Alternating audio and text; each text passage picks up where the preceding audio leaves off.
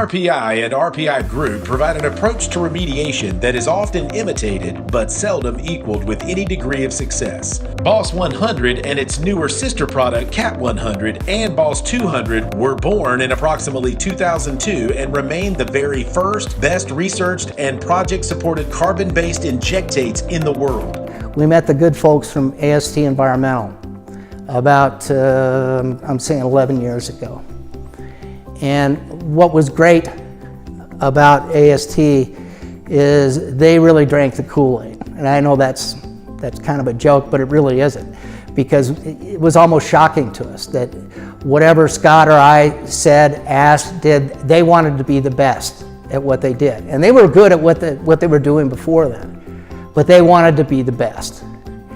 And everything that we taught them, it got to a point where we weren't teaching them anymore, they were teaching us. RPI and the RPI Group lead the charge when it comes to innovation in remediation. We work closely with you from start to finish. We think deeply to find the most innovative, creative solutions to the biggest challenges out there. The result?